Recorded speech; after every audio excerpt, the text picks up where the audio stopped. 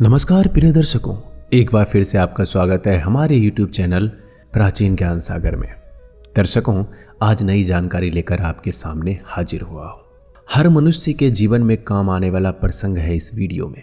इस कहानी के बारे में ऐसा कहा जाता है कि जो मनुष्य जिस घर में इस कहानी को सुनता है उसका जीवन सुखमयी हो जाता है, उसके जीवन से तमाम प्रकार की दुख पीड़ा का अंत हो जाता है। दोस्तों, आज की जो कहानी है एक भक्ति रस की कहानी है। इस कहानी को पूरा सुनिएगा ताकि आपको पूरी जानकारी हासिल हो। जो लोग आधा वीडियो देखते हैं उन्हें सिर्फ आधी जानकारी मालूम होती है और आधी जानकारी तो हमेशा खतरनाक साबित होता है, इसलिए वीडियो को पूरा देखिएगा। और जो लोग हमसे अभी तक नहीं जुड़े हैं वो चैनल को सब्सक्राइब कर लीजिए ताकि अगली बार जब वीडियो हम डालें तो सीधे आपको मिले और आप उसका फायदा उठा सके। तो शुरू करते हैं आज का वीडियो। प्रिय दर्शकों, आज की जो कहानी है वो एक अति प्राचीन कथा है। घने वन में एक तपस्वी साधना कर रहा था। आंखें बंद किए हुए प्रभु के स्मरण में लीन था। ईश्वर को पाने की आशंका थी, ना तो भूख थी ना चिंता थी। जिस जंगल में वो तपस्वी साधना कर रहा था उसी वन में एक दरिद्र गरीब लड़की लकड़ी बीनने के लिए आ जाती है। जब वो लड़की लकड़ी बीनने के लिए आती है तो उसकी नज़र उस तपस्वी पे पड़ती है। वो लड़की दया खाकर कुछ फल तोड़ लाती है। तपस्वी को देख के लड़की के अंदर दया भावना उत्पन्न होता है।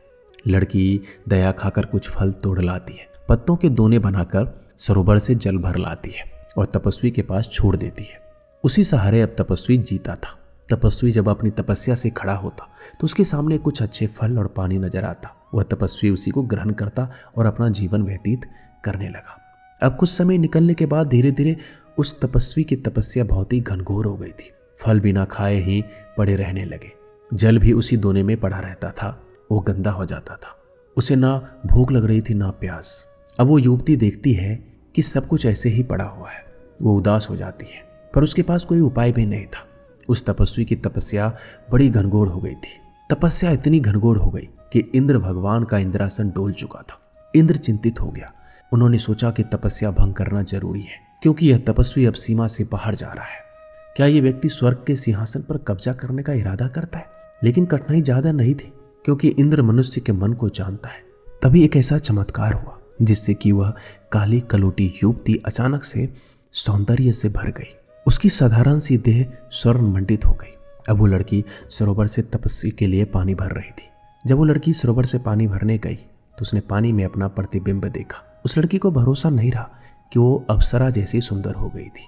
खुद की प्रतिबिंब को देखकर मोहित हो गई, लेकिन उसने तपस्वी की सेवा करना जारी रखा। फिर एक दिन तपस्वी ने अपनी आंखें खोली। अब उस तपस्वी का उस वनस्थली से जाने का समय आ गया था। तपस्वी सोचता है कि मैं और कठिन तपस्या करूंगा, मुझे पर्वत शिखरों की यात्रा करना है। उस युवती ने कहा कि मैं भी यहाँ से जाऊंगी, मेरा कार्य यहाँ से पूरा हो गया है। उसने युवती से कहा, मैं अब यहाँ से जाऊंगा, मेरा कार्य यहाँ पे पूरा हो गया है। मैं अब और भी कठिन मार्ग चुनना चाहता हूँ, मुझे अब स्वर्ग को जीत कर ही रहना है। उस तपस्वी की बात सुनने के बाद युवती रोने लगी, अपने आंखों से आंसू गिराने लगी। उसने कहा, मैंने कौन सा दुष्कर्म किया है कि मुझे आप अपनी सेवा से वंचित कर रहे हो? मैं आपसे कुछ मांग भी नहीं रही हूँ। उसने उसका रूप देखा तो वो मोहित हो गया। तपस्वी वहीं बैठ गया। उसने अपनी आंखें बंद कर ली, फिर रुक गया। उस रात युवती सो नहीं सकी, क्योंकि उसके दिल में विजय का उल्लास था और साधु को उपस्थित करने का पश्चाताप भी था। वो युवती बड़े आनंद में थी कि मैं अब जीत गई, किसी के मार्ग में बाधा बन गई, और खुशी थी कि किसी को भ्रष्ट नहीं किया। पर वो ये भी सोच रही थी कि किसी के मार्ग में मैं बाधा बन गई। यही सोचकर युवती रात को सो नहीं सकी। वो लड़की सुबह एक निर्णय लेती है। तपस्वी के पास आकर चरणों में झुक जाती है और कहती है कि मुझे अब जाना पड़ेगा, मेरा परिवार दूसरे गांव में जा रहा है। तपस्वी ने आशीर्वाद दिया कि जाओ, जहां भी रहो खुश रहो, आशीर्वाद तुम्हारे साथ है। युवती चली गई। वर्ष बीते, तपस्या पूरी हुई। इंद्र उतरा, तपस्वी के चरणों में झुका और कहा कि स्वर्ग के द्वार तुम्हारे लिए खुले हैं। जब तपस्वी ने अपनी आंखें खोली और कहा कि इंद्रदेव, स्वर्ग जाने की मुझे अब जरूरत नहीं है, उस तपस्वी की बात सुनकर इंद्र को भरोसा नहीं हुआ। क्या मनुष्य भी ऐसा कह सकता है कि उसे स्वर्ग की जरूरत नहीं? इंद्र ने सोचा, तब क्या मोक्ष की आशंका है? तब इंद्र अपने मन में सोचने लगा कि हो सकता है इस तपस्वी को मोक्ष की आशंका पैदा हो गई हो। तो पूछा, क्या मोक्ष चाहिए? तपस्वी ने कहा कि मोक्ष की भी क्या जरूरत है, मैं मोक्ष का क्या करूंगा? उस तपस्वी की इतनी बात सुनने के बाद अब इंद्रदेव उस तपस्वी के चरणों में सिर झुकाने वाला ही था। इंद्र सोचने लगा, तपस्वी का अंतिम चरण हो गया, जहां मोक्ष की आशंका भी खो जाती है। पर झुकने से पहले उसने पूछा कि मोक्ष के पार तो कुछ भी नहीं है, इंद्र उस तपस्वी से कहता है, हर जीव जंतु अपनी मोक्ष चाहता है और तुम कहते हो मोक्ष की जरूरत नहीं है, फिर तुम क्या चाहते हो? तो तपस्वी इंद्रदेव से कहता है, मुझे कुछ नहीं चाहिए, बस वो लड़की बिनने वाली युवती चाहिए। वो कहाँ है? वहीं चलिए। प्रिय दर्शकों, इस पर हंसना मत, क्योंकि आदमी की ऐसी कमजोरी होती है, क्योंकि पृथ्वी का ऐसा प्रबल आकर्षण है। कहानी को कहानी समझकर मत टाल देना। मनुष्य के मन की पूरी व्यथा है।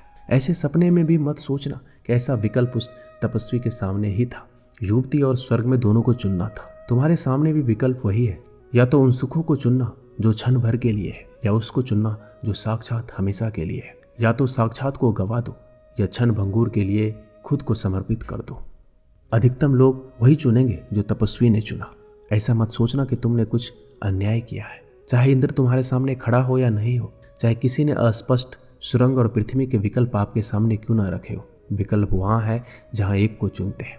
प्रिय दर्शकों, हर जीव जंतु के सामने दो विकल्प होते हैं, जो एक को चुनता है और दूसरे विकल्प को गंवा देता है। जिसकी आंखें पृथ्वी के नशे से भर जाती है और वो स्वर्ग के जागरण से वंचित हो जाता है, और जिसके हाथ पृथ्वी के धूल से भर जाते हैं। यदि तुम्हारी आत्मा में अगर कोई आस्तिक पहले से विराजमान है, अगर वहां सिंहासन पहले से भरा हुआ है, तो तुम ये मत कहना कि परमात्मा ने तुम्हारे साथ अन्याय किया है। ये तुम्हारा चुनाव है। अगर परमात्मा तुम्हें नहीं मिलता तो इसमें परमात्मा का दोष मत देना। तुमने अभी उसे चुना ही नहीं, क्योंकि जिन्होंने जब भी चुना है वो मिल गया है। एक क्षण की वहां देरी नहीं है। लेकिन अगर तुम ही नहीं चाहो तो परमात्मा तुम्हारे ऊपर जबरदस्ती नहीं करता। तुम्हें जन्मों तक सत्य को इनकार करने की स्वतंत्रता है।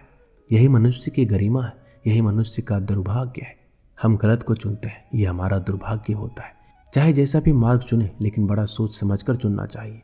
जो लोग गलत मार्ग को चुनते हैं उन लोगों का पतन हो जाता है। दोस्तों, इस वीडियो में बस इतना ही। मिलते हैं अगले वीडियो में। धन्यवाद।